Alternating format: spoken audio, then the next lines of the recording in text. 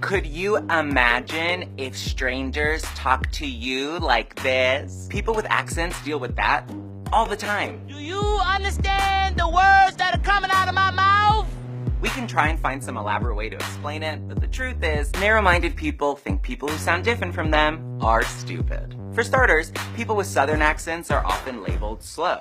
Honestly, stupid is as stupid does. But things get way more cringy if you're a person that looks like they could come from outside the US. My parents were born in Taiwan, but my brothers and I were born in DC. Oh, your English is very good. Not only is it so rude, but it's also completely ineffective. Leave the red wire intact and take apart the hydraulic multi-link suspension. The what? The hydraulic multi-link suspension.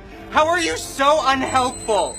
Let's completely ditch the idea that someone with an accent is not at the same level of intelligence as us. I'm not saying everyone is on the same intelligence level, but if we want to find a reason to think less of one another, let's at least not be lazy about it. If someone you're talking to has a thick accent or speaks in broken English, first of all, that means that they speak multiple languages, making them smart and cool. Second, there's a good chance they're a first or second generation immigrant. Do you know how smart and skilled you have to be to make the means to relocate your family to another country? Even if you're talking to someone who works in an industry that you consider unskilled, so many people who moved to America were doctors or engineers in their own countries, who gave up their careers for a chance at a better and safer life for their families. From 2012 to 2014, there were almost 2 million college-educated immigrants who were unemployed or working unskilled jobs such as dishwashers or taxi drivers. The fact that they couldn't find equivalent work in the US doesn't make them stupid. It makes us stupid for not facilitating ways for immigrants to better adjust to the US so we could take full advantage of the skills they have to offer. If that's not American, then I don't know what is. Not to imply that receiving higher education is the only marker of being smart, but in 2016, 30% of US immigrants over the age of 25 had a bachelor's degree or higher. That's only 2% lower than US-born adults. I'm a first-generation immigrant.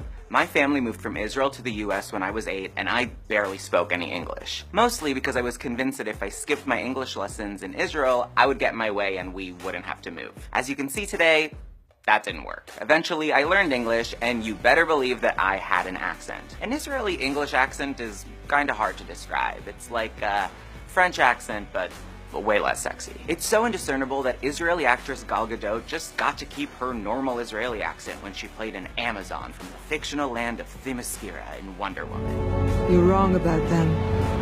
They're everything you say, but so much more. I remember making a conscious decision as an 8-year-old to get rid of my accent because I didn't like the way people talked to me like I was stupid. I can only imagine that my experience would have been way harder had I not been white. We shouldn't make people feel like they have to hide or change their accents if they don't want to. Accents are another layer of diversity we could start being more open and embracing of. You know that iconic yearbook quote, "Anything is possible when you sound Caucasian on the phone"? I'm sad to report it's still true, but it's time to put it to rest. Share this video if we shouldn't judge a person by their accent.